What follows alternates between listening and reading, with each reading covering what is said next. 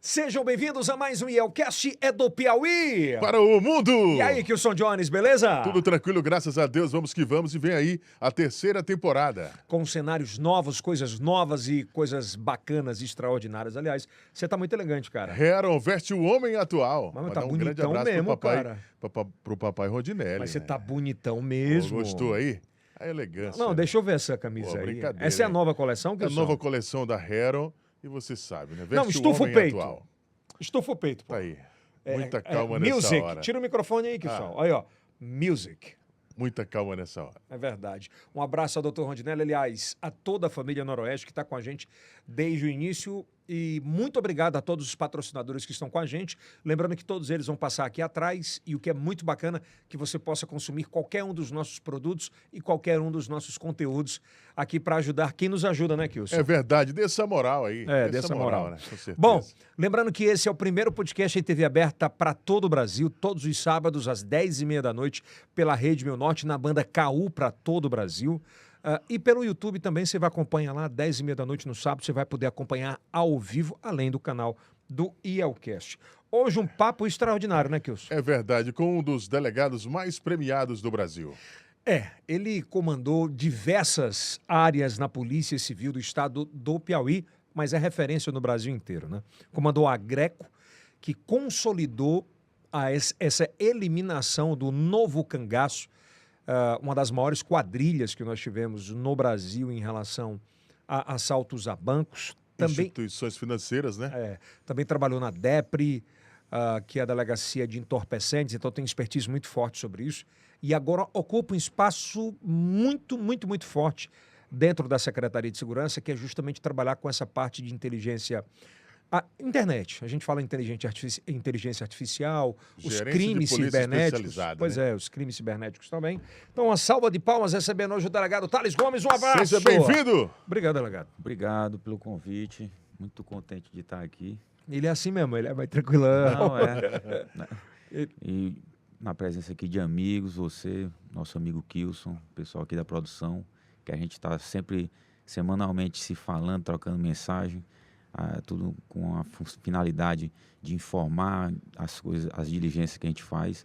Vocês nos ajudam muito na divulgação do nosso trabalho e a gente está muito contente de estar aqui. E que não são poucas, né, as ações importantes. Antes de a gente começar esse papo, hoje a gente vai falar sobre muitas coisas, inclusive sobre esse pandemônio que estamos vivendo hoje em relação a esses ataques às escolas. Inclusive, o delegado é um dos responsáveis no núcleo de investigação sobre isso, então é importante a gente abordar sobre isso. Nós vamos abordar sobre drogas sintéticas, sobre assalto a banco, né, Kilson? É verdade. E também falar um pouco de família, né? Ele que teve atuando fortemente em um dos principais distritos da capital do estado do Piauí, que foi o 22 DP em ação, que tem uma população de aproximadamente 170 mil habitantes. Pessoas. Esse negócio, quando você falou agora, me lembrou, inclusive, me chamou muita atenção. A gente vai falar sobre isso, mas hoje nós tivemos um episódio aqui no Piauí. Assim, para mim, isso é muito nacional. Pena que muitas vezes a gente não consiga chegar. Acho que com o IELCast, inclusive, a gente consiga chegar. Pra você ter ideia, o Tribunal do Crime de uma facção criminosa disse que um jovem de 14 anos de idade, ele deveria ser executado por ter, aspas, infringido algumas leis internas dele, e para cada idade, um tiro. O menino tinha 14 anos de idade, ele teve 14 tiros, morreu de joelho, né? Então, assim, a gente não pode naturalizar uma morte como essa, né? É a falência familiar muito, muito complexa sobre isso. A gente vai entender um pouco. Eu quero ouvir muito a opinião do delegado Thales sobre isso. Mas antes, eu quero te convidar a se inscrever no nosso canal, ativar o sininho, o que é muito importante. A gente está muito feliz com a evolução no TikTok e no Kawaii. No TikTok, nós estamos entre os tops 10 do Brasil. Já estamos chegando ao top 5 já, Will? Ou já passamos? Acho que já chegou, né? São mais de 170 milhões de views só no TikTok. Então a gente está muito feliz com isso. No Kawaii. Então, assim, para a gente aqui do Nordeste é uma revolução isso de chegar à nossa fala, de chegar ao nosso jeito de conversar, ao nosso jeito de bater papo, né, Kilson? É verdade. Tem gente até copiando a gente. Já? Já. Ave Maria, eu não sabia nem que era, não. Vai pra frente. Então, muitíssimo obrigado. Que Deus abençoe a todos nós. E, por favor, dê uma moral pra galera que consuma qualquer um dos nossos produtos que estão aqui atrás e possam consumir também. E estamos lá no Meio Norte Mais, Grupo Meio Norte de Comunicação, que é o maior grupo de comunicação do Meio Norte do Brasil. Seja bem-vindo, delegado. Aqui eu posso chamar de Thales, né? Claro, fique à vontade. Tranquilo? Vamos conversar aqui frente a frente. Bater um papo. Quem é o Thales mesmo, velho? Meu irmão, sou aqui de Teresina, tenho 43 anos, certo? Trabalho na Polícia Civil há 21 anos. Essa cabeça tá mais velha que a minha, eu tenho 42 já. Entrei muito novo na polícia, passei no concurso para agente de polícia no ano de 2000. Em 2001 fui nomeado, fui trabalhar em Floriano. E em 2009 passei no concurso para delegado. Nesse meio caminho aí, eu sempre estudando para ser policial, para ser delegado, porque eu fazia engenharia civil e matemática na Universidade Federal. Que não tinha nada a ver com polícia. Nada a ver. E aí eu já ingressei na polícia para ser agente, né, policial civil. E aí me zanguei lá na universidade com as greves que tinham, na época do Fernando Henrique, tinha greve quase todo semestre, tinha que fazer as provas tudo de novo. Aí eu digo, rapaz, vou cursar Direito. Aí passei no vestibular para Direito. Em 2009, passei no concurso para delegado, assumi em 2011. Só para a gente entender um pouco, para a nossa audiência entender um pouco, é bom a gente entender a trajetória disso. Acho que é por isso que é bom um bate-papo de podcast. Você é filho de quem? São quantos irmãos? Qual era esse ambiente? O papai é professor, jornalista, professor Zé Gomes, né? Minha mãe... Aliás, um dos maiores... Grande Zé Gomes. Um dos maiores jornalistas, principalmente na área do esporte. Exato. Grande cronista. Professor né? de bola. Fui repórter dele, você sabia? Eu sei, sim. O Kilson também já fez umas coisas com o papai. Acho que tem no YouTube, inclusive, isso. Eu fui um dos primeiros... Assim, quando eu cheguei aqui, uma das minhas primeiras missões foi ser repórter de seu pai. O Denis também. Tem um bocado de gente que Tem uma trabalhou galera. com o papai quando mais novos. A minha mãe é a Conceição, é servidora pública e nossa dona de casa, né? Lá em casa nós somos 7 filhos. O papai tem uma outra família. Lá na minha casa sou eu mais 4, sou o mais velho. O papai tem um casal, né? O Júnior e a Luara. E eu tenho 2 filhos, um de 24 anos, Thales Manuel, e um bem novinho, que é o Álvaro. Você não seguiu muita regra do seu pai, não, né? Ele teve 7, você teve 2.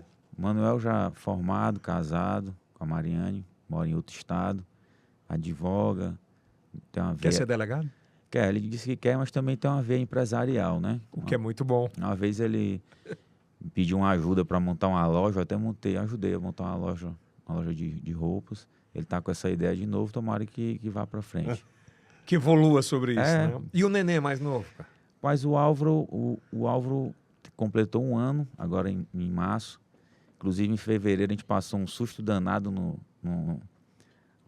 Empório do Zeca. No Empório, né? Foi... Que é patrocinador nosso aqui. Exatamente. Cara, como é que foi aquela sensação? Rapaz, ali, o Álvaro, o dia que eu tive mais medo na minha vida foi o dia que ele nasceu. Porque teve uma complicação no parto e eu fiquei altamente assustado. Saí até da sala de cirurgia. E nesse dia do assalto, foi o dia que eu tive mais coragem. Mas como o cara tá lá assaltando e você Rapaz, tá com seu filho? O dia incrível, o dia que eu mais tive coragem na minha vida foi aquele dia. Porque no primeiro momento, eu tive que agir ali como pai. Deixa eu explicar para quem tá em casa. Para a imagem bem aí, por gentileza. Volta um pouquinho a imagem. O delegado é esse de camisa azul. Isso. Mostra lá. Ele mostra lá. Ele de camisa azul ali, estava com o filhinho. Exato. Era no domingo de manhã. E um dos lugares mais extraordinários que a gente tem aqui. Bacana demais. Que é o Empório. Muito bacana. Vamos entender a dinâmica, então. Vamos lá, delegado. Eu estava brincando ali com minha esposa, tirar foto pelo um espaço que tem na prateleira. No que eu estou abaixado, eu escuto assalto. Ele falando para minha esposa que eu levanto, eu vejo o cara de capacete. E aí, em certo momento, rapidamente ele vira no sentido contrário ao meu e eu já penso em sair no sentido Esse é o momento da foto. Aí ele gritou, olha, assalto. Assalto. Aí eu já estou ali pensando, rapaz, tenho que tirar o menino daqui e defender ele. Caraca. E aí eu vou em direção à saída do estacionamento, já pensando e entregar ele para alguém, procurando alguém que não estava enxergando ninguém para entregar ele. Ou já pensando até em deixar ele lá no cantinho fora e esperar o cara sair. No que eu tô saindo, uma moça sai e eu falo assim umas 5 vezes para ela, paz, recebe, pega. Ela não entendi o que é. Como ela me conheceu, que ela foi minha aluna há muitos anos atrás, eu só soube depois que eu voltei para pegar a criança, e ela, Thales, rapaz, eu só recebi porque eu te conheci. E aí eu conheci a menina, a Vanessa. E qual é aquele teu posicionamento naquela hora ali? Ali eu corri porque quando eu tô entregando o Álvaro, o cara tá assim a cerca de 5 metros de mim. E era outra situação que não dava mais também para eu trocar tiro com ele, porque o Álvaro ainda estava bem do meu lado. Se eu troco tiro com ele, ele podia pegar na criança. Eu tive que me afastar mais ainda para tirar ele de qualquer zona de perigo. E aí eu fiquei abrigado ali num carro e o bandido subiu na moto. No que eu enquadro ele, dou voz de polícia, ele faz menção de te pegar a arma na cintura. E eu fiz uma avisada, porque ele estava de lado para mim, eu fiz uma avisada de acertar as pernas dele. Efetuei 2 disparos. Ele deu uma manobra brusca na moto e já ficou de costas para mim. Aí eu cessei minha ação e ele foi embora. Mas no momento você quis atingir as pernas ou era uma avisada de dizer assim, ou não, tu para... Eu gritei polícia, aí imediatamente ele botou a mão na cintura. Eu efetuei os 2 disparos. Mas botou para derrubar? Só do jeito que eu estava fazendo a avisada, no tórax, eu baixei só um pouquinho para acertar nas pernas, porque ele estava de lado e tal. Eu procurei não acertar um tiro no garrafão dele. E era um tiro, de certa forma, até difícil. A distância aí dá uns 20, 30 metros. Mas, enfim... Até porque a pistola é muito difícil você chegar nesse... Essa precisão, né? Tentei fazer o que dava para fazer. Primeiro, a segurança de quem estava lá, para efetuar disparo ali dentro, só se fosse um último caso, né?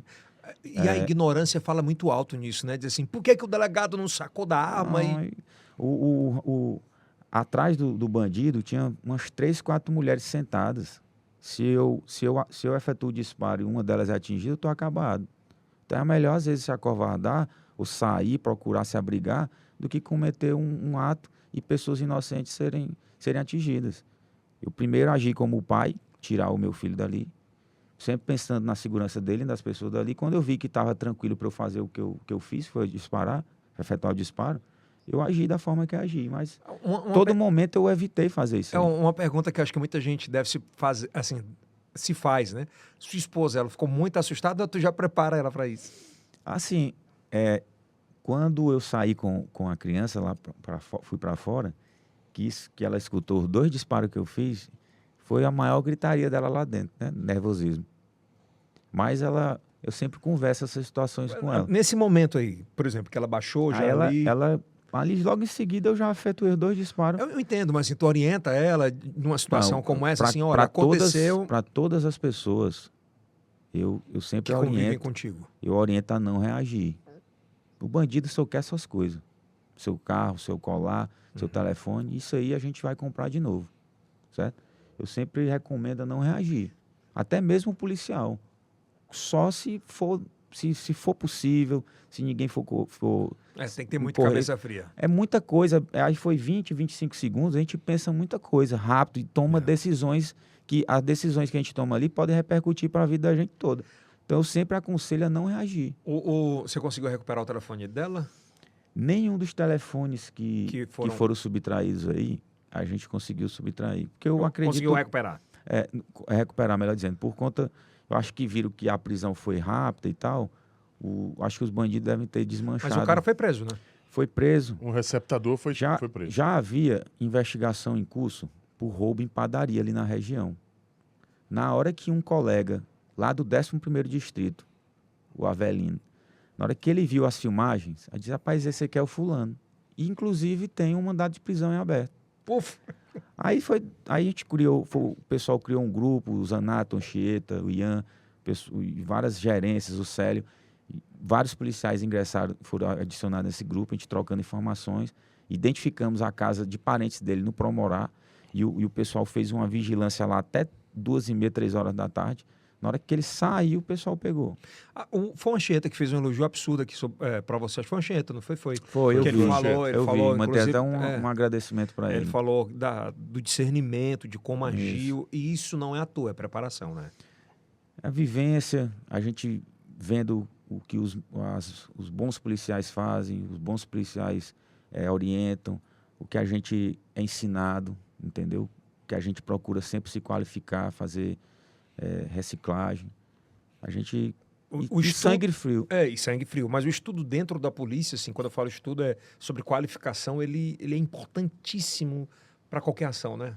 Exatamente. Toda área requer uma atualização permanente, a da polícia mais ainda, porque o escudo da gente é a nossa vida. A gente tem que saber o que está fazendo para poder ir para a diligência e voltar íntegro e não ser responsabilizado criminalmente nem administrativamente. É um trabalho complicado nesse aspecto, porque o mínimo que a gente possa sair da linha de execução positiva de uma diligência policial, a gente pode ser responsabilizado em todas as esferas possíveis. Então, a gente requer, eu particularmente, principalmente de uns anos para cá, eu sempre procuro todo ano fazer um curso fora, em outro estado, em outra polícia. Na hora que eu conheço um cara de fora, eu digo, rapaz, me arruma um curso dessa área, desse segmento, para a gente poder sempre estar atualizado. Baixar a atualização, né? Todos os dias. Exatamente, é importante. Bom, então agora vamos voltar um pouquinho mais para trás ainda, né? Aí o senhor ingressa na Polícia Civil do Estado do Piauí, primeiro como agente. Como agente em 2000. Em 2000, não ainda como delegado. Não, delegado eu passei no concurso em 2009 e assumi em 2011. Porque até teu pai e tua mãe não tinham nenhuma relação com a segurança pública. Não, eu cursava, como eu falei, engenharia e matemática na Federal, eu era muito bom em matemática. Mas aí um dia eu estava estudando lá em casa, a mamãe chegou com a propaganda do concurso que ia ter pra gente. Pai, faz aí, passa um tempo aí, ganha essa bolsa aí, que ele disse que tinha uma bolsa e tal. Eu digo, pague a inscrição que eu faço. Passei e comecei a gostar. Impressionante, nunca pensei em trabalhar na polícia. Tu lembra de um fato especial que tenha te chamado a atenção? Isso é o que eu quero pra minha vida. Yeldson, em 2002, dia 8 de setembro de 2002, eu já agente de polícia, eu vi que eu me identifiquei na carreira.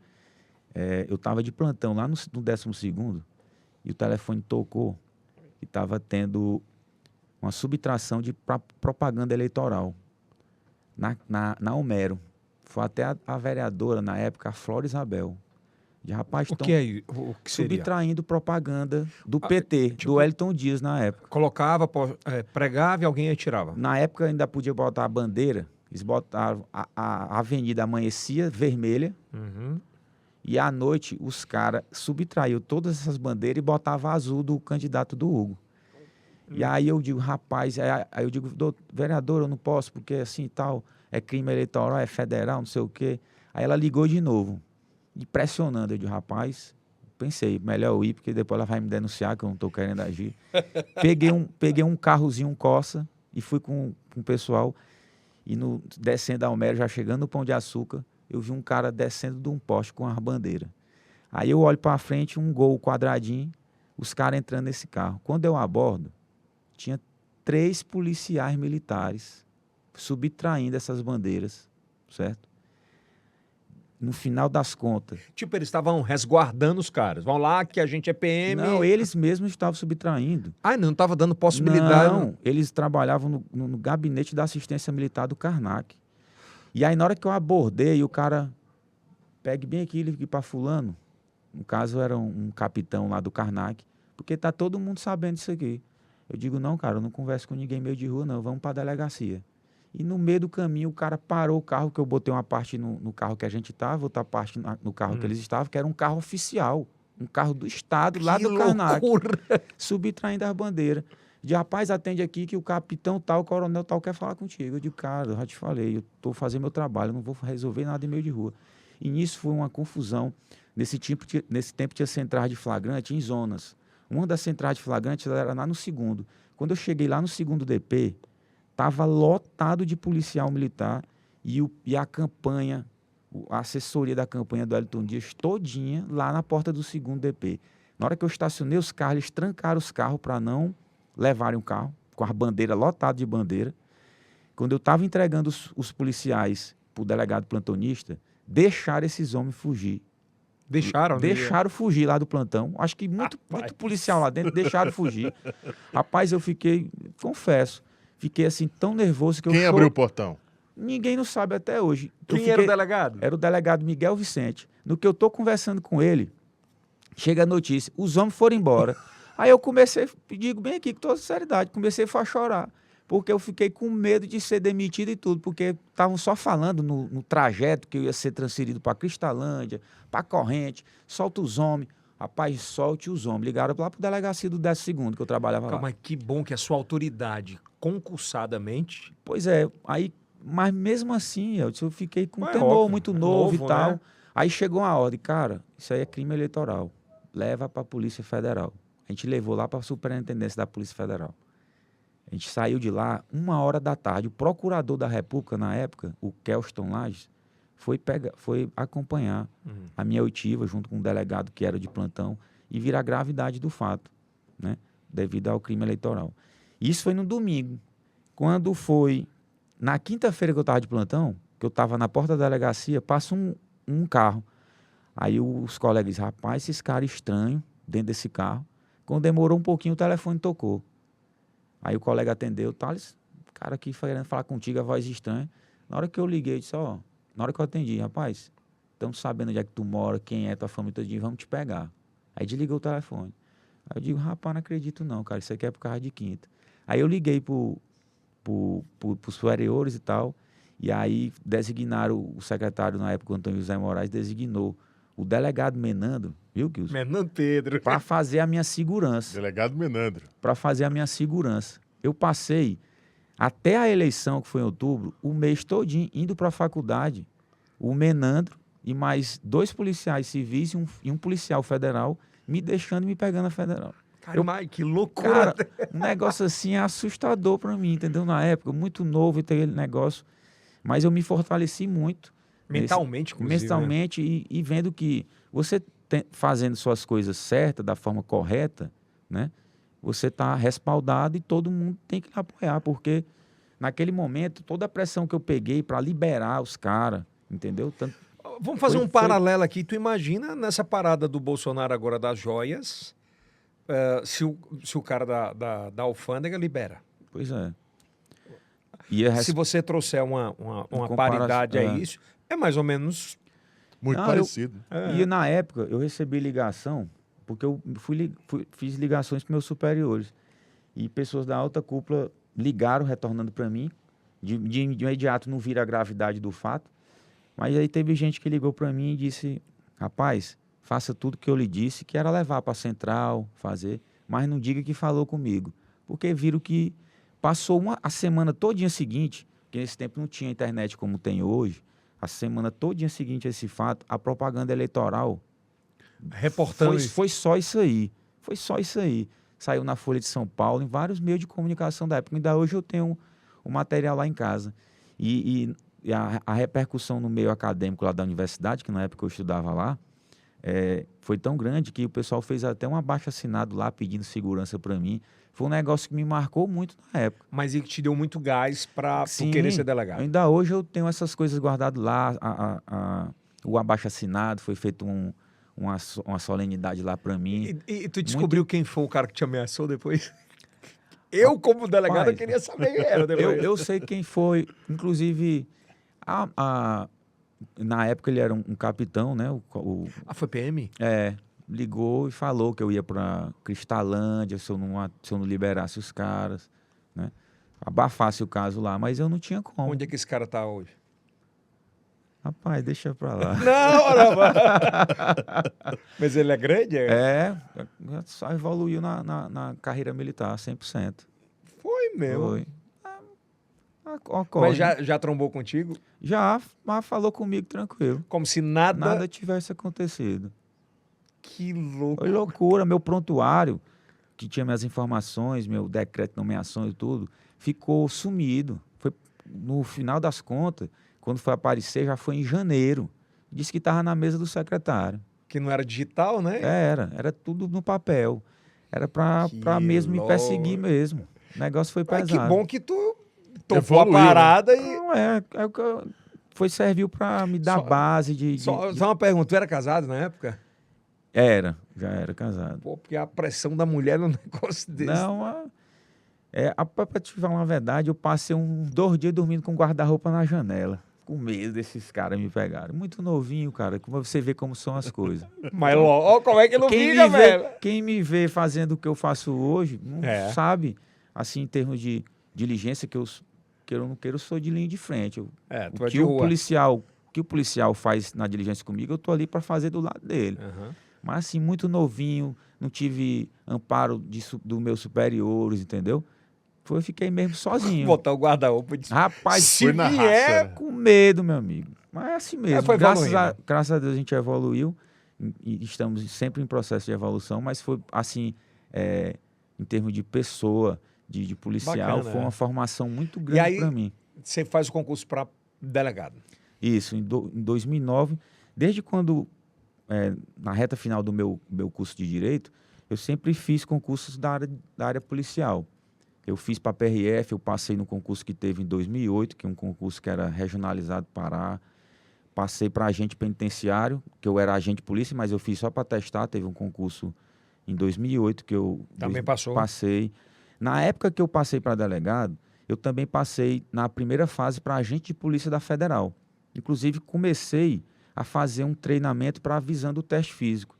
Só que eu já tinha feito a primeira fase de delegado e vi que ia passar com o gabarito, que saiu. Eu digo, rapaz, eu vou continuar estudando para fazer a segunda fase de delegado, que é a prova subjetiva, e não vou deixar de mão a Polícia Federal. E fui estudar para passar na segunda fase de delegado, porque eu vi que minha pontuação era muito boa. E na época eu fiquei em 7º, dentro da pontuação. Eram quantos? Eram 15 vagas. Eu fiquei em 7º na primeira fase, e na segunda fase eu fiquei em 12º. Estudava quantas horas por dia?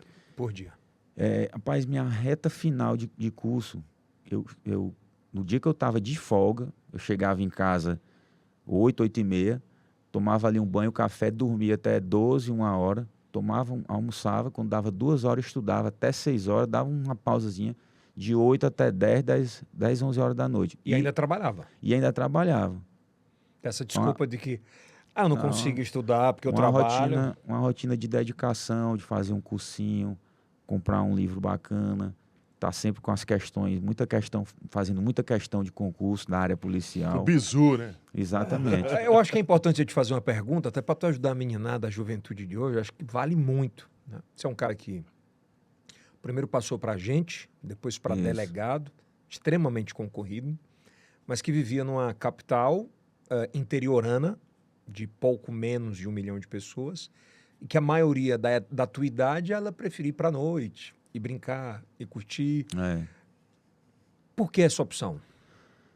A questão para a gente ser alguém, para a gente, independente de ser concursado, mas você se dedicando no que você quer, seu objetivo. Meu objetivo era ser delegado. Hoje mesmo, eu estava conversando com o meu chefe, com o Keiko e outros colegas lá no gabinete. Eu nunca estudei para ser delegado do Greco, da entorpecente, da gerência de polícia. Eu estudei para ser delegado do distrito. Inclusive, onde eu me realizei mais como delegado, foi lá na Santa Maria da Codipe. Passei 9 meses lá, fizemos um trabalho de equipe muito produtivo, com muita diligência, mas por conta dessa dedicação e dessa vontade que eu tinha de ser delegado de distrito. Então, na reta final do meu curso, durante o curso, eu sempre estudei visando isso. Então, da mesma forma, fazendo um paralelo com outras profissões, se a pessoa tem um objetivo, se preparar e estudar dentro da qualificação que é necessária. Então, eu procurei muito no meu curso estudar visando passar no concurso de delegado. Sempre me inteirando nas novidades, visando passar nesse concurso. Curtir, depois você curte, né? Exatamente. Se for uma vibe sua também. Exato. Estudar primeiro, né? Exatamente. Eu botei na minha cabeça que eu ia conseguir. Eu fiz o concurso de 2006, fiquei por 3 pontos, considerando a nota de corte. Foi 69, eu fiz 66. Fiquei altamente chateado por conta de vacilo que você dá ali nos últimos momentos da prova. E depois disso eu intensifiquei meus estudos, foi quando eu passei para agente penitenciário, já sendo policial. Agente penitenciário, PRF, na Polícia Federal. E, graças a Deus, consegui esse objetivo. E aí, quando você entra para delegado, qual foi a primeira missão que te deram? Rapaz, eu fui nomeado para São Raimundo Nonato. Sul do estado. Sul do estado, uma cidade muito boa, região muito boa. Mas para quem está na audiência entender, é como se Teresina... no meio do estado, e você tem dois extremos. Você Exato. tem sul e você tem norte. Exato. Então, é no extremo sul. Exatamente. Até o sotaque do pessoal que mora Já lá é diferente. já dá um boa tarde, já puxa para um dia ali da Bahia, mas é uma região muito boa, que tem lugares muito bacanas para a gente conhecer. Aquele museu que tem lá em São Raimundo Nonato, se ele fosse em outro país, em outro estado, tava todo mundo indo para lá tirar foto e postar. A gente às vezes nem valoriza isso. Inclusive, eu quero até voltar lá com meus filhos e tudo. Museu do Homem Americano. É muito bacana. É extraordinário. Muito bacana aquilo ali, o parque. As pessoas são muito receptivas. Monumento histórico. Eu gostava muito da comida de lá, muito bacana, assim, o pessoal acolhedor. Puxada para Bahia, né, a comida de lá? Um pouquinho. Dendê. Umas coisinhas assim, mas gostei muito da convivência lá e da experiência de ter trabalhado lá. E lá em São Raimundo Nonato, o delegado Raimundo Leite, assim que eu fui nomeado, teve uma eleição suplementar em Caracol, que já vai mais para o extremo, cerca de 90 quilômetros de São Raimundo. E lá estava uma eleição suplementar, os ânimos muito acirrados. Ele ligou para mim: rapaz, estou precisando de você, se mude lá para Caracol, que a eleição lá está pegando fogo. Mas no dia que eu cheguei em Caracol, estava tendo uma guerra de foguete. Uma turma de um lado da praça e a outra dos partidos na outra. Era jogando foguete para cima e para baixo. Em vez de bala, era foguete. Rapaz, era foguetório lá, esse pessoal se atirando com esses foguetes. Aí atingiu uma menina. Aí eu liguei pro promotor, digo: doutor, aqui não tem condição de ficar esse negócio não, vou proibir foguete até depois da eleição. Aí fiz uma portaria lá, chamei os advogados das coligações e proibi questão de soltar foguetório então, tu lá. entrou no meio da política. No meio da política, que no interior ainda hoje tem a questão de influência, não assim, de dizer o que a gente vai fazer, mas toda vez que você faz até uma intimação para uma... vem a pressão e tal. A pessoa quer saber o que é e tudo. Mas diminuiu muito, né, Thales? Diminuiu muito o profissionalismo, a questão... Porque na minha turma de delegado, foi a turma que deixou de forma exclusiva a atuação dessa função, do exercício da profissão, das prerrogativas de delegado, só delegado, concursado, certo? Porque até então, no interior, quem fazia era pessoa nomeada, indicada pelo prefeito. Qual a diferença dessa polícia atual, de delegados, e dos antigos que tomavam conta da ordem dos municípios? Pois nesse contexto que eu estou falando, a minha turma, os primeiros delegados da nossa turma, foi até uma ação judicial que a gente protocolou, no sentido de tirar, principalmente, policiais militares que exerciam a função de delegado no interior, presidiam inquéritos de forma ilegal. Então, a minha turma, do meu concurso, a gente encerrou essa aí. E eram inquéritos bem instruídos? A maioria, não. As pessoas de boa vontade, muitos deles interessados em ajudar, às vezes pela necessidade mesmo, que não tinha, certo? Os profissionais investidos de forma legal, que o correto é isso. Cada um fazer suas atribuições de acordo com a lei. Uma pergunta meio louca, mas eu tenho que fazer, por exemplo, do jeito que era instalado aqueles processos, gente inocente, por exemplo, poderia, ou até hoje, estar preso injustamente? Acredito que pela época não, pelo tempo, né? Mas alguns procedimentos que eu manuseei, eu vi que tinha alguns erros, né, que teoricamente alguém investido legalmente não cometeria. Erros propositais ou por não conhecimento? Eu particularmente não vi nenhum proposital, mas a gente acredita que tem devido à influência que tinha, né? Política. Era nomeado de acordo com Ou o provas, chefe político ou da até mesmo área. provas insuficientes. Sim, não tem como esconder isso aí. Acontecia muito a nomeação e a manutenção porque um deputado ou algum político da região queria A ou B em determinada cidade. Era motivo de disputa até, isso aí. Hoje tem concurso de remoção, a Polícia Civil hoje do Estado do Piauí, ela tem um concurso de remoção para dificultar a questão de alguém que está lá no sul do estado vir para Teresina, passando pelos outros que estão há mais tempo no interior. O certo é que o correto foi da forma que foi feita, botando só as pessoas legalmente investidas, concursadas. Tanto é que a qualidade do trabalho melhorou muito no interior do estado, principalmente. E como é que você sai, cara, de um delegado que vai para o sul do estado para chegar a entorpecentes? Que era um gargalo muito forte do Piauí, né? Para quem não sabe, para nossa audiência, o Piauí, ele foi talvez um dos últimos estados do Nordeste as drogas chegarem muito mais fortes, assim, né? Exato. De viralizar mesmo o comércio, de ser se tornar rota, né? Se tornar rota do tráfico de drogas. E aí precisa de uma ação muito mais enérgica, né? Como é que é esse processo? Exatamente. Antes eu trabalhei em São Raimundo, aí fui Floriano, região de Floriano, região de Água Branca, as metropolitanas do sul, que é Demaval, Monsenhor Gil, Paulistana, que dá um total de 6 cidades. Aí depois de já estar bem perto de Teresina, eu fui para Picos, onde a gente foi em caráter especial e a gente com um apoio de vários colegas que me ajudaram lá na região, colegas que foram comigo, a gente trabalhou a questão de pistolagem lá muito forte. Tinha muito, né, cara? Muito em Picos, pessoas ligadas a políticos lá. Mandavam matar mesmo? Mandavam matar mesmo. Tinha um escritório de pistolagem na região de Picos. Aí teve um caso que repercutiu muito na época, que foi uma empresária que mandou matar o marido para ficar com um seguro na época de R$400 mil. Ela mandou matar e a gente conseguiu com... Mas como é que ela mandou matar? Ela teve algum problema, acredito, conjugal ali, de relacionamento, a questão de uma traição. Dele, né? E aí eles tinham um patrimônio até considerado. Tu lembra? Tinham sítios, casas bem localizadas lá em Picos, empresa. A gente tá falando aí de 4, 5 mil? Um pouco menos, mas tinha. Acredito se avaliar para hoje... 5 milhões. Porque, por exemplo, em 2013 o seguro era de R$400 mil. De 10 anos para cá, um seguro desse reajustado já está bem valendo, isso. Né? E aí a gente conseguiu prender o agenciador, os executores.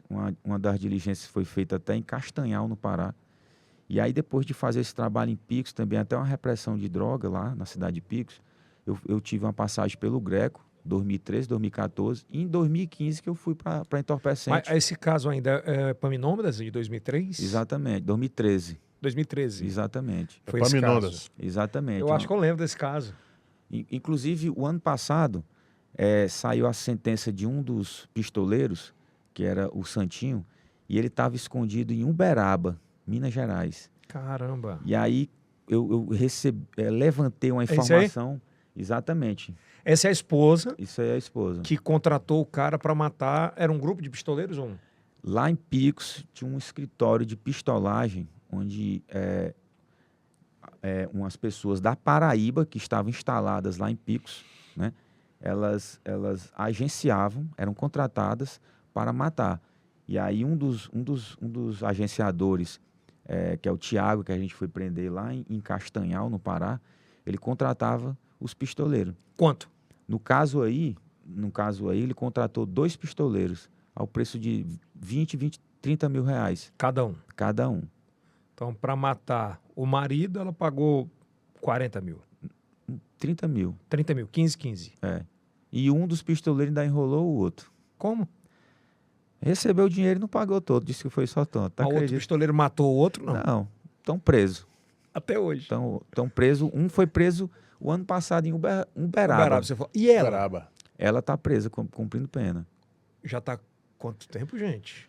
Ela foi condenada, se eu não estou enganado, a 23 anos. Ela teve cumpriu agora 11 anos. Ela teve uma época solta, mas quando saiu a sentença definitiva, ela foi recolhida novamente.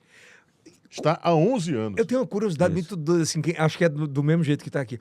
Como é, Thales, na hora que você chega lá como delegado para prender o cara, assim, porque é um pistoleiro, né, e tal. Quando você chega e aborda e que vocês não vão à toa, estudado, como entra e tal, o procedimento. Na hora que pega mesmo assim, qual é o relato do cara pra ti na hora ali? Rapaz, no dia de prender esses 2 pistoleiros lá em Picos, o Teté e o Santino, eles moram ali quem conhece Picos ali naquela avenida principal ali da BR, que passa dentro da cidade. Sim. Você olha ali por lado, tem uns morros, né? Tem umas casas. Eles moravam ali. E tem uma escadaria, exatamente. Isso é o Thiago. A gente foi prender em Castanhal, no Pará. Eu, Menandro e mais 2 agentes. Menandro. Exato. Delegado Menandro. Exatamente. E aí, para prender esses homens, para acessar essas casas dele, tem uma escadaria, em um determinado bairro lá de Picos. A gente usou uma determinada estratégia, uma parte da equipe subiu primeiro e o restante ficou na parte de baixo, da rua. E aí foi um corre-corre lá em cima desse morro. Quando a gente entrou, o Teté estava comendo. Não deu para ele. Foi tão rápida a ação que ele não Quando ele viu assim, manteve a calma, aí disse, não, já foi. tal, prendemos, algemamos. O outro conseguiu fugir pulando o muro, mas conseguimos pegar 3 casas depois, todo ralado. Já Pulou, tinha a equipe toda pronta. toda pronta. E não dava para ele fugir para o fundo, porque o fundo da casa é o morro, né? E aí nós conseguimos apreender as armas, muita Tudo. droga, as armas, a comparação balística. Aquele tempo já deu positivo, que foram 2 armas que foram usadas, um revólver e uma pistola 9mm. Mas como é que uma mulher casada com um cara contrata um pistoleiro e acha que não vai ser presa? O que passa na cabeça dela? Assim, eu acredito que na época, como tinha o crime de pistolagem muito forte lá na região, né, e vendo que vários casos não tinham solução, a pessoa se encorajou para contratar os pistoleiros. E tinha também a questão, tudo planejado, premeditado, questão de um seguro. Então de não vida. era só traição. Exatamente. E como foi o contato questão- dela? E como foi o contato dela com eles? Ela mandou uma pessoa encontrar os pistoleiros e fazer a conversação, da negociação. Mas vem cá, o escritório, o Kilson está certíssimo. O escritório lá tinha propaganda que era escritório de pistoleiro. Não, mas Como lá, é que ela ia saber, mas, né? mas lá os crimes todos passavam por esses agenciadores. Aí alguém chegou e disse para ela, ó, tem um contato. Quem faz facinho aqui é fulano. Com certeza, Caraca. mais ou menos desse jeito aí. E aí foram marcados encontros, usados determinados carros, e a negociação foi quando uma das vertentes que a gente tinha de investigação, uma das suspeitas era ela. E nas oitivas surgiu isso aí, que um dos bandidos conversando, pegou no diálogo, na negociação, disse, rapaz, é porque a mulher aqui está mandando matar o marido. Aí o bandido pegou e falou assim, rapaz, essa mulher tem dinheiro? Tem. Ela é empresária do ramo tal, de uma ótica. Não, ela é dona de uma ótica. Aí, tipo assim, falando, faz porque a mulher tem dinheiro mesmo E para no pagar. primeiro depoimento ela para vocês, assim, Negou tudo. tipo, Negou tudo.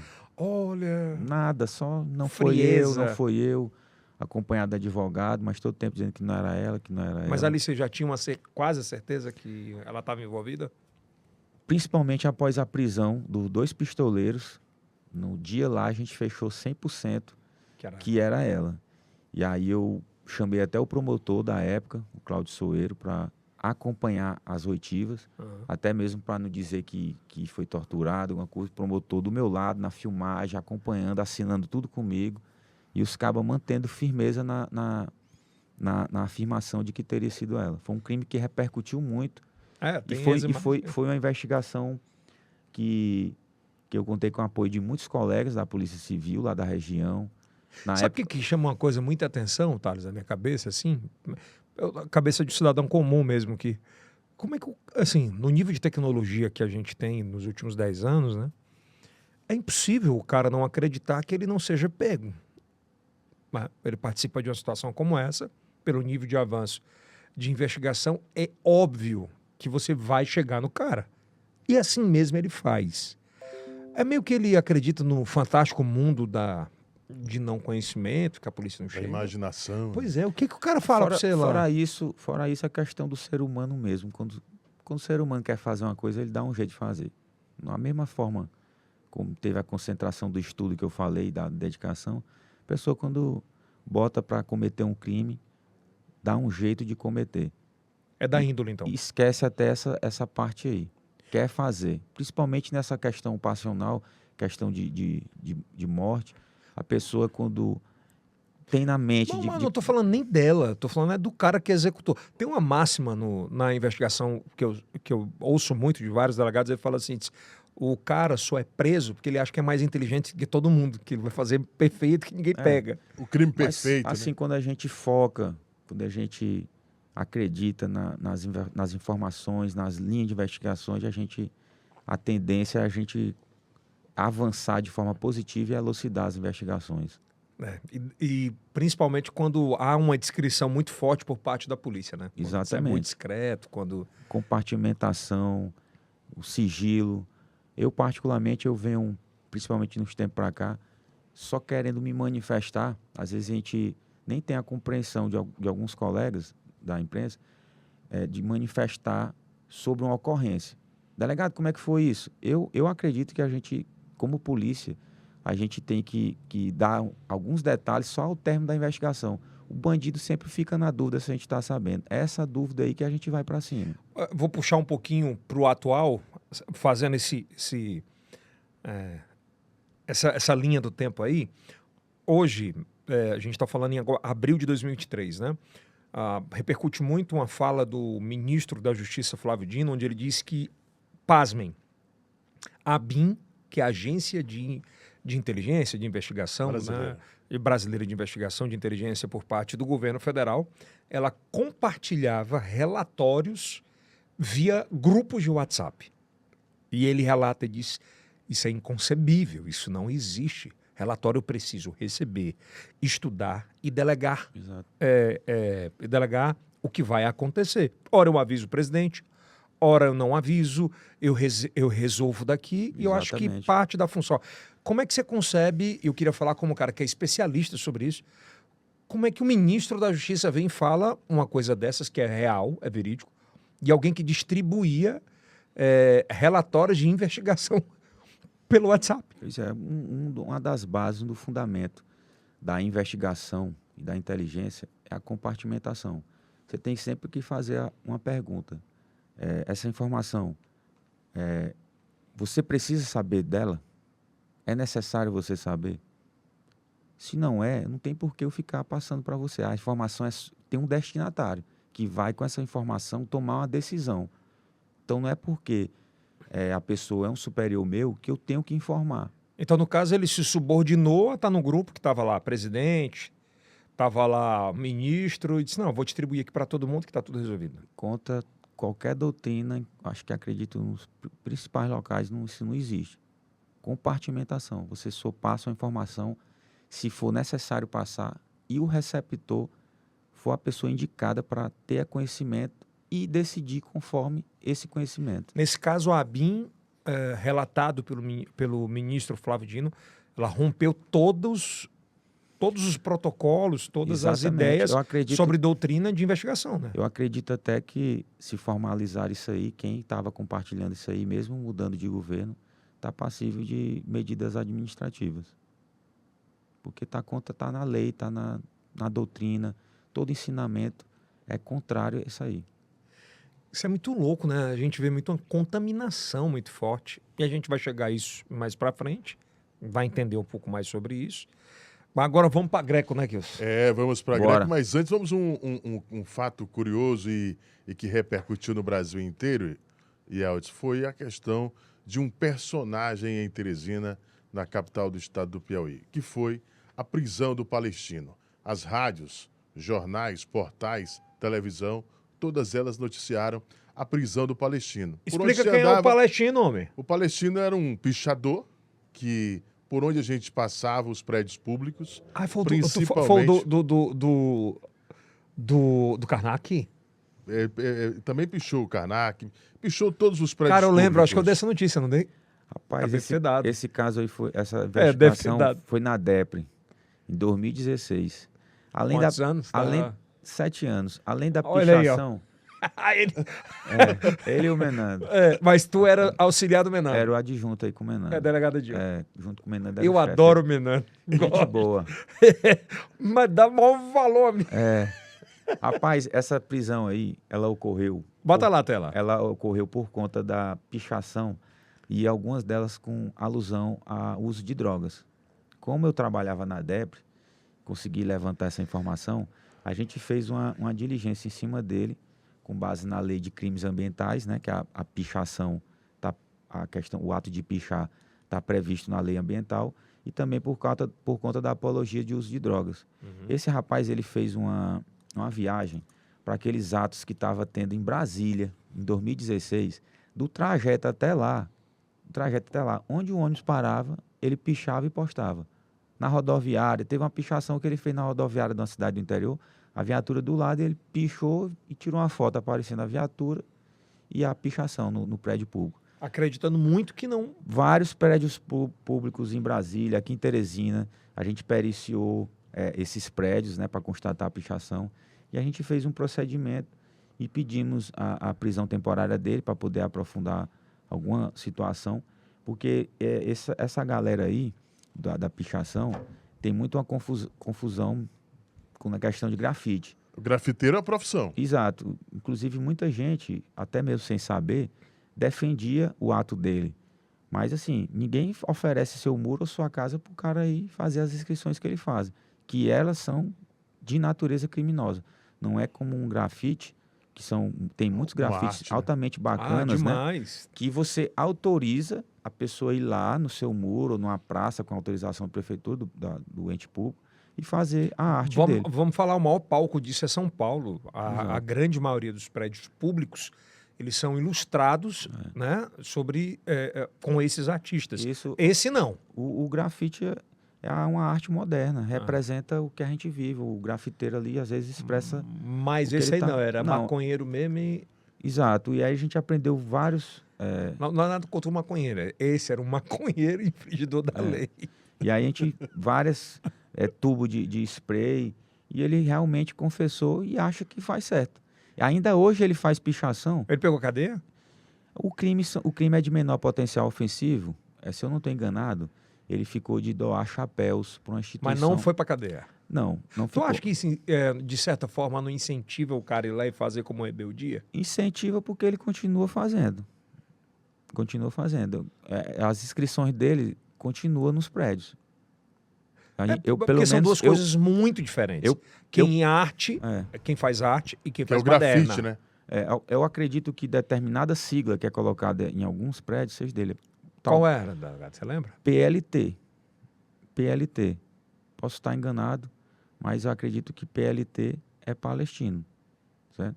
Tem algumas pichações desse jeito, mas tem que aprofundar para poder Mas ele continua na mesma pegadinha de droga? Acredito que sim. Um rapaz aí da Zona Norte, a gente acredita que ainda continua, mas tem que ter uma investigação para comprovar, não posso afirmar 100%. E nessa nova gestão da Secretaria de Segurança, acredito eu, que pelo nível de digitalização, e não deixa de ser digital, de marcar, deve haver um trabalho também sobre isso, né? Porque o empresário não aguenta ter a sua fachada acabada toda semana, a cada 15 dias, né? Com certeza. Recentemente eu recebi informação, muita gente me procura pelas redes sociais, pelos meus WhatsApp, uma empresária tem um spa, praticamente toda semana o sujeito vai escrever lá no muro dela. Praticamente toda semana. A fachada da loja. Fachada, toda semana, ali na Zona Leste. Ela até me procurou e tal, eu dei uma força aí na delegacia para avançar e identificar. Identificou? Tem filmagem e tudo, o pessoal está avançando, é uma coisa um pouco recente. Eu sou empreendedor, isso é de lascar, pô. O cara monta um negócio, paga funcionário, tem que pagar imposto, aí o cara vai lá e estraga com a fachada, aos olhos de muita gente, não é... Não, é muito foda, é muito ruim. Exato, mas é crime e só sabe quem recebe a pichação. Então vamos lá, falar do crime organizado. Aí que chega na Greco, né? Que é o Grupo de Repressão ao Crime Organizado, que hoje é Draco. Mas o senhor passou por lá durante 4 anos.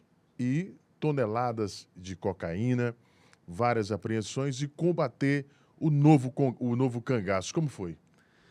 Rapaz, foi um grande desafio para mim chefiar aquela unidade que é referência na Polícia Civil do Estado, no Nordeste, no Brasil, fez investigações altamente exitosas.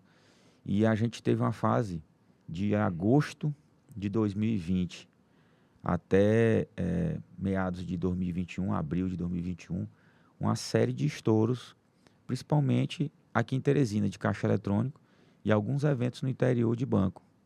Aqui em Teresina era uma determinada turma que estourava os caixas eletrônicos de brincadeira mesmo.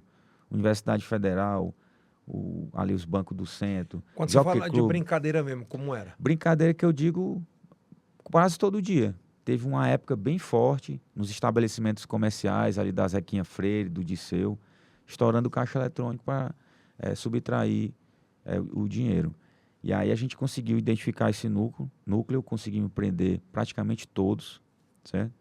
A questão do cangaço, a gente tem como referencial a ocorrência, a invasão que teve em outubro de 2020, lá em Miguel Alves, onde a gente conseguiu, junto com várias unidades policiais auxiliando, a gente conseguiu identificar grande parte do grupo e prender o chefe desse grupo, que era o Bicudo, Gildo Inácio. A gente conseguiu prender ele em setembro de 2021, quase um ano depois, na cidade de Livramento, na Paraíba. E lá ele estava como proprietário de uma pedreira com explosivo e arma de grosso calibre. A gente conseguiu fazer essa diligência com o pessoal da Paraíba, prendemos ele. E 3 inquéritos que a gente instaurou ao longo desse tempo, ele foi condenado nos 3 a um total de 31 anos. Um sujeito que era figurinha bem conhecida no mundo desse tipo de crime, com interligação nesses estados Só todos. Pegou 31? Pegou 31 anos, somando esses três ocorrências. E são ocorrências gigantes, né? Exato. Ele pegou, se eu não estou enganado, foi condenado em Miguel Alves pelo roubo de 2020, 19 anos, e os outros 12 somando outros inquéritos que a gente instaurou. Tem uma coisa que me chama muita atenção, que eu acho que é pouco discutido sobre isso, e é importante pontuar. A gente tem dois aspectos muito importantes aí. Primeiro, o senhor como da Greco, então lidava com muita gente, investigava muita gente, a gente tem um aspecto de que quando você vai assaltar um banco, você precisa de determinados especialistas. Exato. Você não consegue ir estourar um cofre sem entender sobre cofre. Isso. Você não consegue ter a logística de como aquilo acontece sem ter alguém que tenha a logística. Não é só sacar de uma arma e fazer isso em punho. Ponto. Bem aqui. Essa organização criminosa, ela cooptava gente de bem mesmo, assim, de gente que não tinha envolvimento com o tráfico de drogas. E aí eu trago para um outro paralelo, que é o paralelo que a gente vive hoje no Brasil, de o tráfico internacional de drogas, que são as malas que são extraviadas, os selos das malas, né, que Isso. pagam 20 mil reais por mala e representa quase 12 meses de salários do cara. Então, eu estou tentando traçar aqui um paralelo para o senhor me explicar como é que funciona essa cooptação. Porque não é natural que alguém que tem uma vida legal, que entenda sobre determinado assunto, partir para o mundo da criminalidade. Existe isso? Assim, especificamente aí no cangaço, a divisão de tarefas é bem forte. Tem o sujeito que vai pilotar o carro na hora da fuga, que tem que ser um cara que se garante na direção. Tem o cara que vai fazer a segurança do local, que fica com a arma longa, para se alguém se aproximar, um carro estranho, ele meter fogo. Tem o sujeito que vai fazer o corte lá no cofre. Tem um cara que monta o explosivo. Então tem uma divisão de tarefa muito grande. E tem também a questão da cooptação de pessoas. Mas todos esses caras viveram o tempo inteiro na criminalidade ou não? A maioria que é envolvido em roubo a banco já é um sujeito que já praticou muitos crimes. Começou ali no celular, na carteira, numa moto, até evoluir para um roubo a banco. Dificilmente a gente é preso alguém que nunca roubou. A maioria do histórico criminal dos elementos, todos já com um histórico criminal de roubo. Inclusive de roubo a banco também. De corte de banco, de furto, né? E tem também a questão de contratação de pessoas para fornecer a informação. Alguém que trabalha na transportadora. Como é que funciona essa abordagem? Às vezes... Pelas investigações que o senhor fez. Por exemplo, o cara é vigilante de uma empresa de valores. Como é que ele assim, como é que ele chega lá e fala? Aquele caso da Serviçam, por exemplo, não foi nem na minha gestão, né? Foi antes da minha gestão. Um funcionário que foi o elo de ligação com os bandidos, já através de uma mulher. Então, já botaram a mulher para se aproximar do funcionário da empresa. Tudo proposital. Tudo proposital. Com essas informações e facilitação dessa pessoa, conseguiram subtrair muito dinheiro, uma turma grande de São Paulo, aquela fuga que usaram um caminhão. E a gente está falando em quantos milhões? Aquela ocorrência ali, eu acho que foi uns 5 milhões, se eu não estou enganado. Acho que foi muito mais. Foi muito mais, né? Acima de 60 milhões. Foi 60 milhões. Era um negócio assim. Foi antes da minha gestão, mas foi muito dinheiro. Era muita grana. Usaram até um caminhão para fazer o transporte. Quanto? 15 milhões. 15 milhões, 15 milhões a produção está falando. Então, é importante a gente abordar sobre isso. Tem imagem, inclusive, sobre isso aí. É bom que a gente fale sobre isso. Eu estou falando justamente sobre essa percepção de como cooptar. Essa é de lá, né? Da Serviçam. Da Serviçam. Isso. 4 piauienses e 6 paulistas. Exato. Né? Esses de São Paulo aí, o histórico criminal deles altamente envolvido nessa questão de roubos. Na sua esmagadora maioria, né? Exato. Inclusive, um desses elementos aí participou daquela invasão de Catanduvas que ocorreu, acho que não está nem com 2 anos, para você ver o nível de atuação. Como foi que ele... Lá fecharam a cidade, estouraram uma empresa de valores. Tipo essa que teve agora, recentemente, esse final de semana, no Mato Grosso. Sim. Nesse mesmo Só trabalham para isso. Só trabalho para isso. Você vê com o nível de especialização. E cada vez mais, por exemplo, esse de Mato Grosso do último final de semana, os bandidos estavam usando até capacete balístico.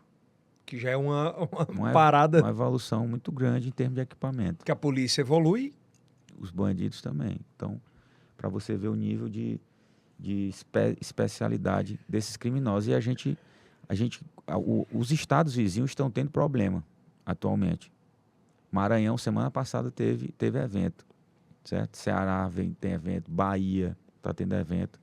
E graças a esse trabalho que a gente fez, a gente conseguiu, trabalho de equipe muito forte, a gente conseguiu dar uma sanada, porque os principais líderes ainda estão presos. Nesse caso de roubos a bancos. Exatamente. Né? Nesse intervalo de 2020 para cá, só tivemos 2 ocorrências, que foram em Valença.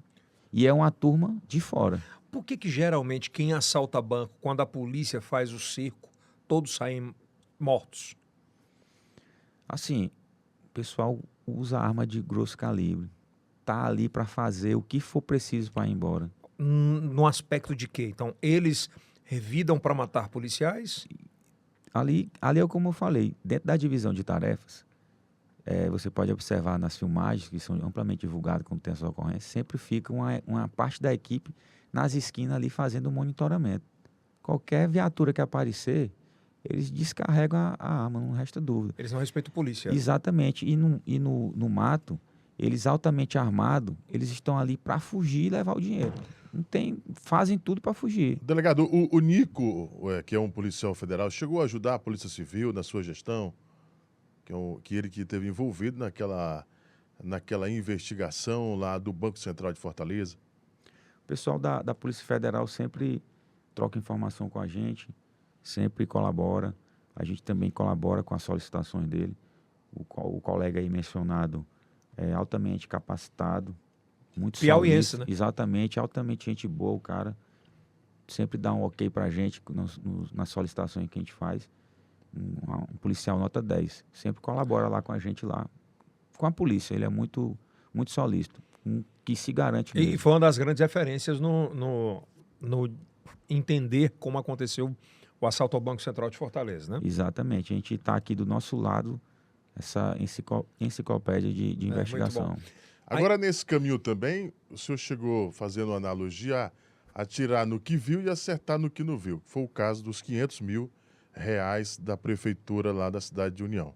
Como foi aquela situação? Você esteve à frente daquela situação?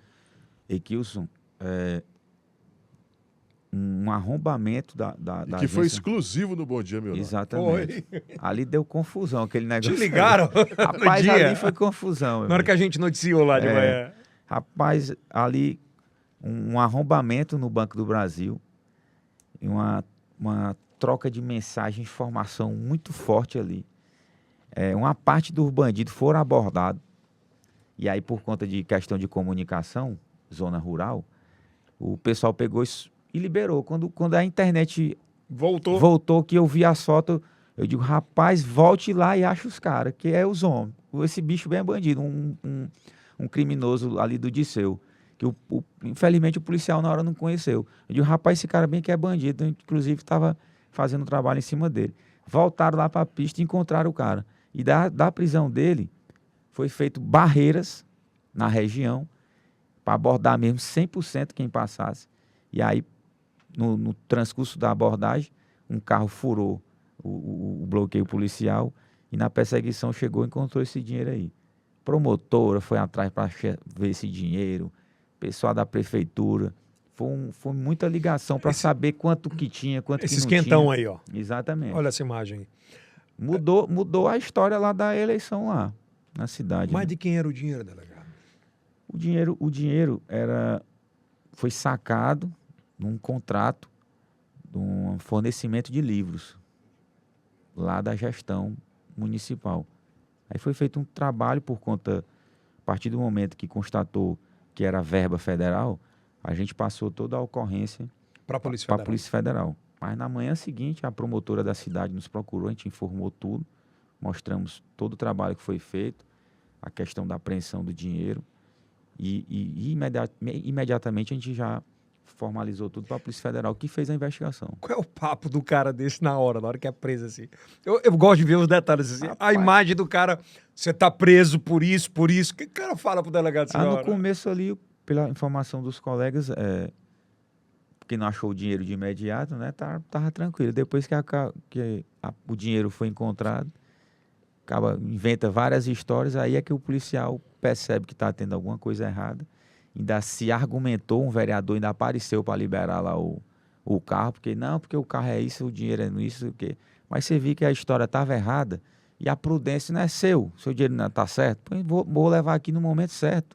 Você retém esse dinheiro de volta. A gente decide aqui, porque agora não dá para decidir. Estão fazendo a diligência aqui, te joga até isso. E ele, louco? Ainda continua no pé, entendeu? Mas aí a gente já joga essa assim, ó, aqui não dá para resolver nada em rua, vou aprender. Se o dinheiro está correto, tem nota, tem tudo, o dinheiro sai amanhã. Nessa trajetória, tu já topou com um deputado, você sabe com quem que você está falando? Não, com deputado. Deputado, vereador. Vereador já, um bocado. Já. Mas não tem o que fazer. Mas como é a abordagem? Eu não imagino, cara, um delegado de polícia falar, sou vereador. Não chega a ter uma ameaça, mas a pessoa, eu sou fulano, tal, tem uma situação aí, como é que resolve, não sei o quê. Eu digo, não resolve, já está resolvido, já foi feito o procedimento, já está feita a oitiva de todo mundo, já estou comunicando aqui para o juiz. Você fala agora com o juiz, a gente tira sim. E ponto, não tem conversa. Nosso trabalho é esse, investigar e prender. E a gente gosta de prender, é uma das coisas que eu mais gosto. Vou liberar, vou ajeitar, não. Cara, isso é muito louco, porque... o mundo que a gente vive hoje, né? Essa superlatividade, superexposição, vamos falar assim, né? Das redes sociais, meio que dá direito a muita gente a ser superlativa em determinadas situações, né? Você não pode fazer isso comigo que eu vou te expor, ou eu tenho um portal que eu vou te expor de alguma forma. E boa parte dessa turma não entendeu ainda que existe legislação para isso, de internet, inclusive, né? É meio louco sobre isso, né? Pois é, assim, eu, no meu transcurso da minha atividade, procuro sempre me resguardar, principalmente com ordem judicial. Sempre oriento quem trabalha comigo a agir da melhor forma possível, certo? A gente procura formalizar tudo para não abrir margem para a gente ser criticado, ser processado. Então a gente faz o trabalho do jeito que tem que ser feito. E essa questão aí que volta e meia ainda há uma crítica, muito é por falta de informação. da pessoa. Até porque a polícia não pode dar. Exatamente. Em algumas situações, né? Antes de a gente em entrar no situações assunto final, Thales, eu queria perguntar um negócio. Você já chegou a aprender a algum amigo de infância ou algum amigo da juventude que te constrange assim muito forte, mas você sabia que tinha que fazer o papel? Eu disse assim, foi muito difícil. Rapaz, teve alguns casos, inclusive de policial. O policial até zangou comigo. Muito Como zangado. foi? Eu quero Porque entender como a é essa gente- reação do delegado, né? Assim, a gente entrou numa determinada casa e o colega estava na cama com outro cara e duas mulheres. Tava lá, as duplas lá. E aí o cara virou, delegado, do jeito que eu estava na abordagem, eu continuei na abordagem. Delegado, que continuei a abordagem. Deita aqui, passa para lá. Porque eu não sabia o que estava acontecendo, não sabia que ele estava lá. Fiz o procedimento, fiz E qual era o procedimento ali naquele um momento? cumprimento de busca e apreensão. Cumprimento de busca e apreensão. Cercamos, batemos, entramos. O pessoal estava deitado na cama, com as mãos todas debaixo do cobertor, só a cabeça lá de fora. A gente não sabe nem o que esse cara está armado. Não tem como conversar. É abordar procedimento, depois que esfria ali a diligência, que dá para conversar. Mas no começo, o que era o procedimento? Era drogas? visando apreender drogas. Não foi apreendido, mas teve esse constrangimento. E teve algum que tu chegou a aprender? Já teve algumas situações de colega que a gente prende, mas a gente sempre deixa bem claro que é o profissionalismo da gente. Não tem como retroceder. Tem diligência que a gente sabe 100% quem é o alvo. Tem outros que são surpreendentes, né? É Não mesmo, tem como. tio. Tu vai pra norte, assim, aparece o cara... Parece o cara fica querendo falar e fica com um pouco de vergonha também, né? Porque tá vendo ali a situação, mas não tem como voltar atrás, não. É ir pra frente e prender. Segue. Exatamente. Eu ia fazer uma pergunta melhor, não fazer. Mas vamos pra frente. Delegado, para a gente fechar, eu acho que é um assunto preponderante hoje no que a gente está vivendo. Acho que nem no mundo, nem no Brasil, é no mundo mesmo, que são os massacres nas escolas, que são muito, muito difundidos, principalmente pelas redes sociais, pela Deep Web, impressionantemente, né? Inclusive, existe tanto nos Estados Unidos quanto no Brasil, uma briga e uma força muito grande para retirada de perfis imediatamente. Isso não se consegue ainda. Isso é muito triste em relação a isso. E o senhor está no meio agora participando de uma investigação sobre alguns atentados aqui no Piauí, ou alguns possíveis atentados. Como é que funciona uma investigação como essa? De fato, o que é que existe? E de fato, o que é fake news? Aqui essa semana passada, Semana Santa, a gente recebeu muita informação. Por exemplo, essa aí foi uma que a gente recebeu. Mas como é que chega para o senhor? Chega pelo meu Instagram, chega no meu WhatsApp, que é muito difundido, né? E as pessoas conhecem a gente devido à exposição da profissão. E muita gente confia e manda mensagem. Mães preocupadas, professoras. E me recebi muito direct dessa postagem aí. O certo é que a Delegacia de Repressão aos Crimes de Informática, de Internet, prontamente conseguiu identificar 2 adolescentes, certo? E fez o procedimento de acordo... O que é que eles faziam e, de fato, o que é que eles fizeram em relação a isso? A postagem de ameaça, né? Um fez o material, um criou o perfil, certo? E fez a divulgação nos stories. E chegou, foi amplamente compartilhado, gerou aquele pânico, e a DRCI, no caso, o delegado Mácula, o delegado Cleiton, prontamente instauraram o procedimento e conseguiram identificar 2 adolescentes. Alegaram bullying. Um de 12 e um de 14 anos? Exatamente. Disseram que já comunicaram aos professores, os pais, e não teve resolução. E a título de ameaçar, amedrontar, fizeram essas postagens. Mas eles sofriam bullying. Eles relataram isso. E aí você vê, tem a questão familiar, a gente viu que são jovens, de certa forma, dentro de uma situação de vulnerabilidade. Falência familiar. A gente acredita que sim, pelo que a gente observou, no que foi formalizado, né, as oitivas, inclusive, na presença de parentes das crianças, né, dos adolescentes. Nesse primeiro momento, a gente não vê, pelo menos nesse caso,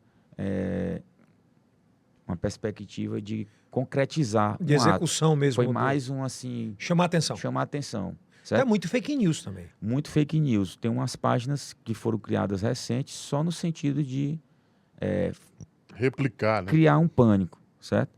Mas o que a mensagem principal para esse tipo de ocorrência, que a tecnologia, o que a gente dispõe hoje, a gente vai atrás, a Polícia Civil vai atrás. A Delegacia de Repressão a Crimes de Internet, ela foi muito fortalecida na época que o Anchieta trabalhou lá. Que é um extraordinário delegado. Um cara muito bacana, nota 10, cidadão, cara... Trabalhador. Exatamente, muito preparado. E aí, essa nova equipe que está lá está mantendo e aprimorando esse trabalho que o Anchieta fez lá na DRCI.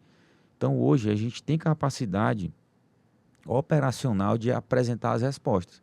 Tanto é que, em um tempo bem hábil, a gente conseguiu, assim, em tese, solucionar essa ocorrência que a gente está tratando aqui. É bom a gente trazer dois aspectos importantes para a nossa audiência entender. Por exemplo, uma coisa é um jovem que não tem pai, ou tem e não dá atenção, que não tem mãe ou tem que não dá atenção, que quer chamar a atenção de alguma forma e proporciona um momento de pânico gigantesco. Correto? De um outro lado, a gente tem um cara que é psicopata, que é capaz de fazer realmente isso, de ir lá e matar por várias situações e tal. E eu queria que o jovem entendesse sobre esses dois aspectos. Como é que a polícia trata esses dois, né? Porque eu acredito que o procedimento seja só um, e o que isso pode resultar na vida dele. Exatamente. O adolescente, por mais que a legislação não seja tratada da mesma forma que uma pessoa maior de 18 anos, mas tem consequências para esse adolescente. O procedimento é instaurado, ele é conduzido para a delegacia, pode ser submetido a medida de segurança, certo? Tudo isso vai restringir a liberdade dele. Isso vai piorar a situação dele. Um adolescente que é para estar estudando, se qualificando, vai ter toda uma problemática em cima dele por conta desse ato. E a pessoa que é maior de idade, acima de 18 anos, pode responder por uma série de crimes, por essa questão dessas ameaças, de planejar e de impor, de incutir esse medo nas pessoas. Uma outra relação que é muito importante a gente tratar, Kilson, Sim. O procedimento, como o senhor é muito de campo, de ação. Eu estou tentando lembrar o nome do termo que eles usam nos Estados Unidos, de quando há um cara desse que comete um ato de atrocidade como essa. Eles falam muito que eles já sabem que vão morrer, então eles fazem o procedimento esperando encontrar com alguém armado. Estou tentando lembrar o nome agora, eu não consigo lembrar sobre isso. Na mente humana, né? Para a polícia, como preparo e como anteparo, eles já estão preparados para aniquilar aquele alvo, para não matar mais gente? Como é que é o estudo sobre isso? Recentemente, nos Estados Unidos, teve um caso que o autor do ataque foi neutralizado, né? No Brasil também, se eu não estou enganado, no Rio de Janeiro, teve um caso que o sujeito foi neutralizado.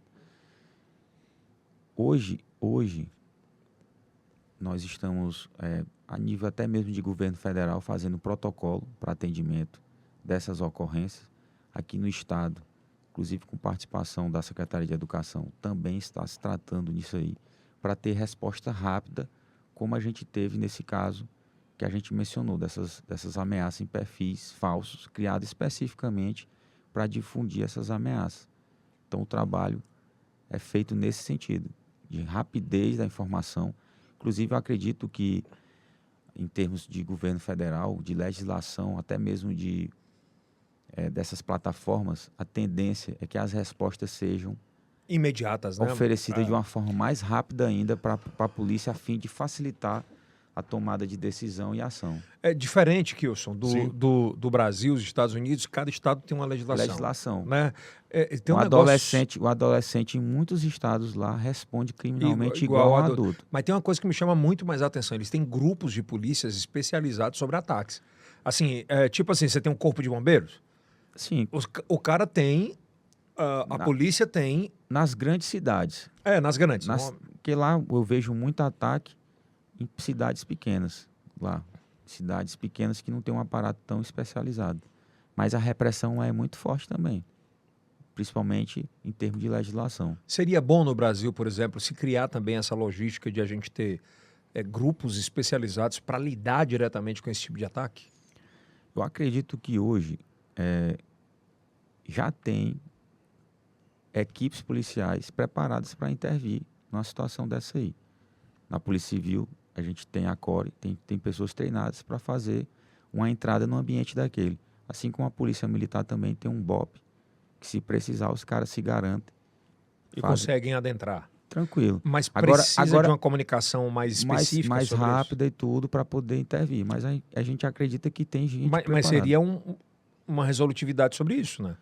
Eu acredito que, principalmente a questão de monitoramento eletrônico, é muito mais forte. Eu acho que avança muito e inibe pra caramba se conseguisse avançar nisso aí. Qual é o tamanho, por exemplo, do trabalho que o ministro Flávio Dino está fazendo pelo nível de estudo, de conhecimento que o senhor tem em relação a esse trabalho? A gente tem visto ele fazer várias postagens sobre isso. Qual é o tamanho desse trabalho do Flávio Dino em proteger, por exemplo, as famílias nas escolas? Eu acredito que a principal fonte, o principal foco do trabalho é a integração. Porque aí não é um caso só de polícia. A polícia aí é o último, era para ser o último.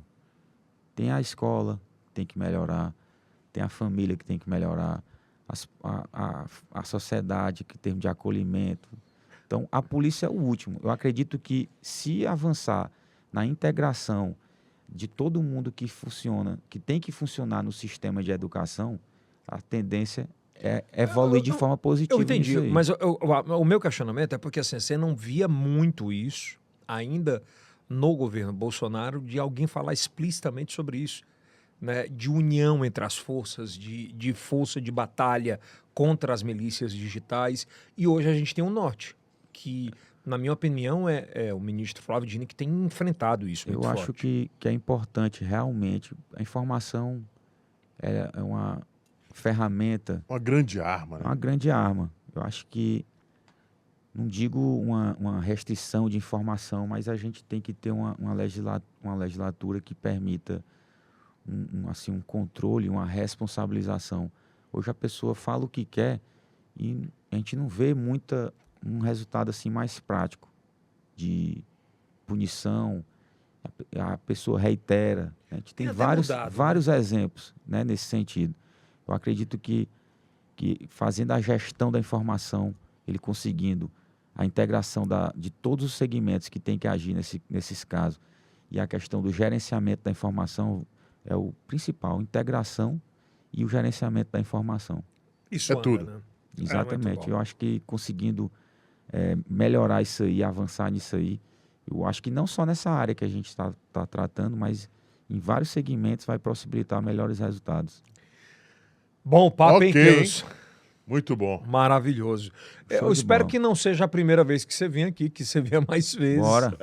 A gente conversou quanto tempo ali? Quase 1h30 já.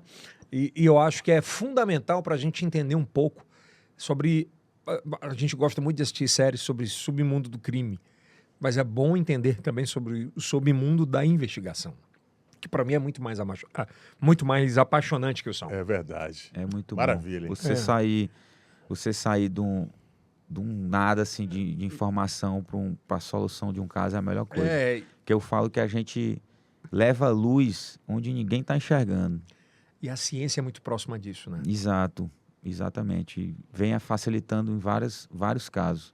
É importante demais. Tecnologia, hoje você vê o investimento que está sendo feito na questão da microcomparação balística, banco de dados É absurdo. Rapaz, aquilo ali com o tempo, vai se obter muitos resultados, que à medida que vai cadastrando as armas, os projetos que são apreendidos, vai gerando um banco de dados, entendeu? Igual a digital. É E vai ser impressionante. assim, né? Vai ser absurdamente. Eu só queria Exatamente. fechar essa entrevista com uma pergunta que eu tenho muita vontade de fazer.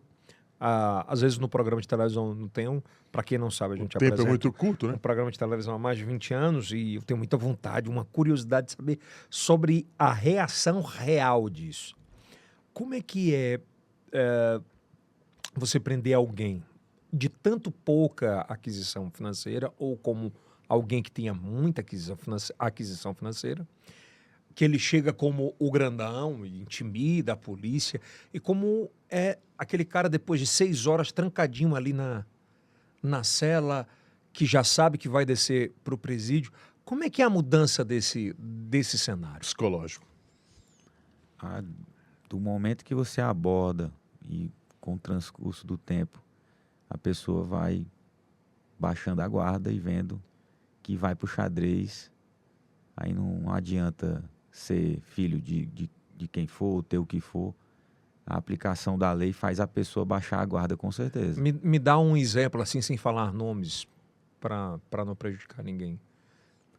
Já teve caso de empresário que a gente fez a condução de querer humilhar os policiais, falar que ganha tanto, que faz isso, viaja não sei para onde. Já teve muitos casos. Mas tipo, quando ele vai preso, aí que ele começa a olhar e falar o quê? Rapaz, o que você ganha não é isso, eu tenho isso, meu relógio. Até de relógio eu já escutei. Mas tipo, na hora que o cara tá lá, trancadinho, 12 horas, aí ele já começa a falar o quê? Aí já, por favor, eu queria fazer uma ligação. Você pode... No Pai, momento da oitiva, minha né? mulher tá ali fora, você poderia deixar entrar? Aí a gente, como a gente não tá se vingando do cara, rapaz, a gente vai deixar aqui e tal, mas só daqui a pouco e tal. Mas a gente... E choro. Choro tem também muito. O cara, do nada, ele entendeu que a ficha caiu. Já vi policial,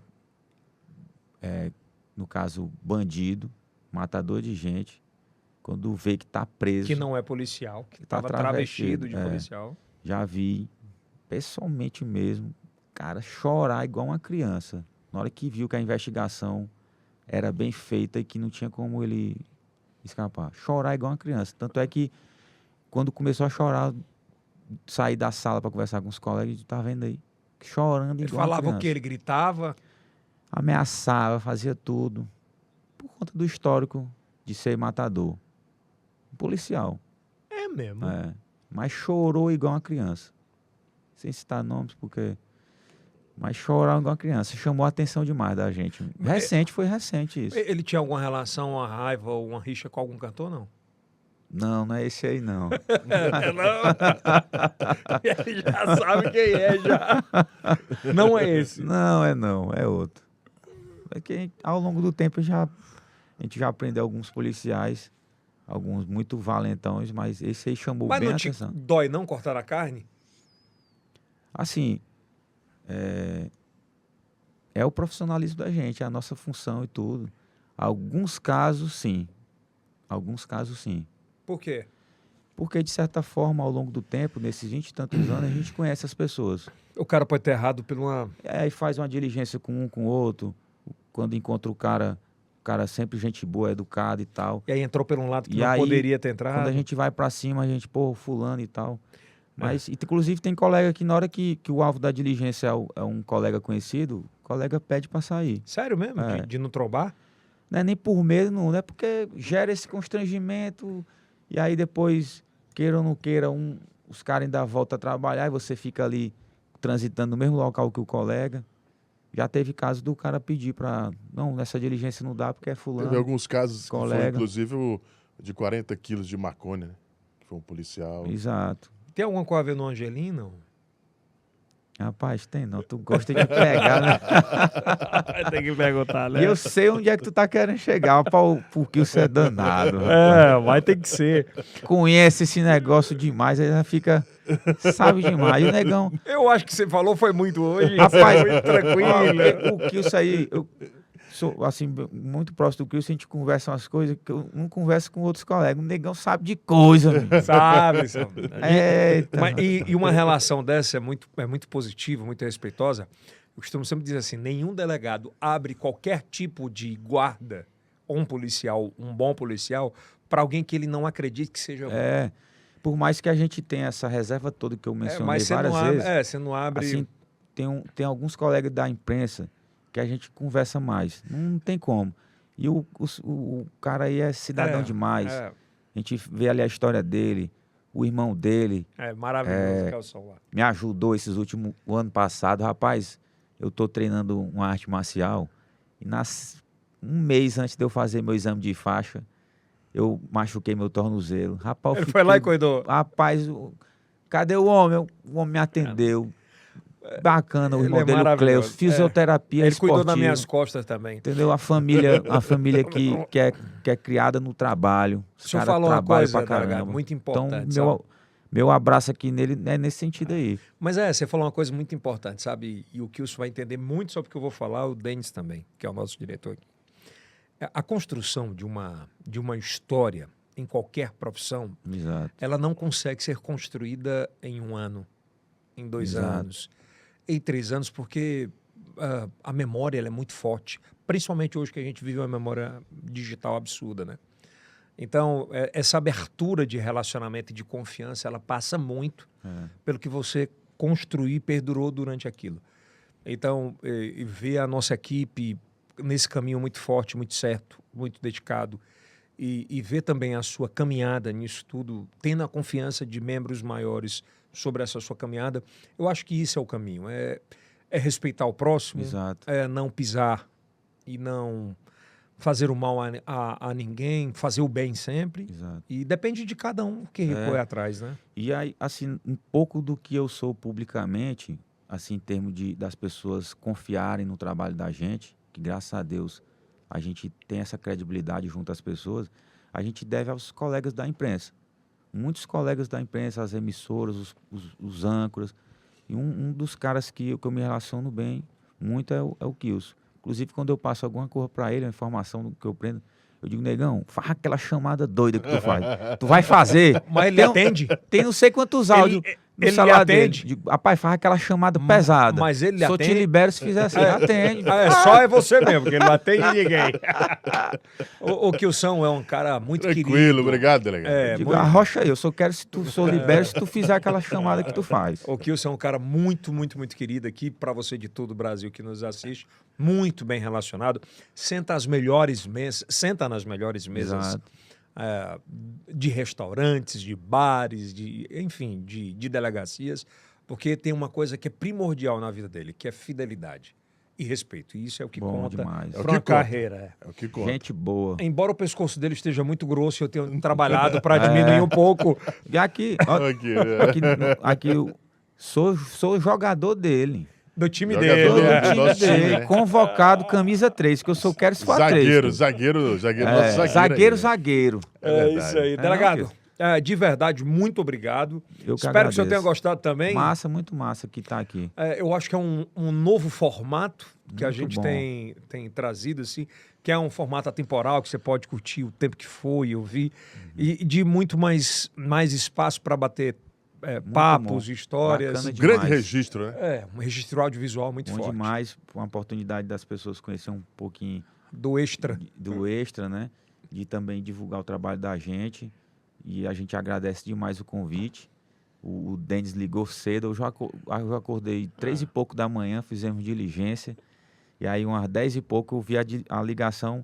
E aí, Denis, aí eu vou olhar aqui, ele deu um bom dia, eu e Elton, eu digo, deu um bom dia. Aí eu fui resolver um negócio. Às vezes passa batida. Rapaz, o Denis ligou.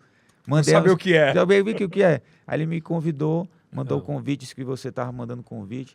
E eu prontamente disse que. E eu agradeço. Tô aqui recebendo o meu filho aqui, o Thales. Futuro delegado. Futuro delegado. Deus. Se assim Deus quiser. E aí a gente. Sua nora? A Nora, Mariane, trouxe eles aqui porque ele tá só de passagem, eu não podia perder esse tempo. Espero que tenham sido bem recebidos pela equipe. Estamos aqui maravilhados com a estrutura, viu? Rapaz, muito bacana, um lugar de primeiro mundo.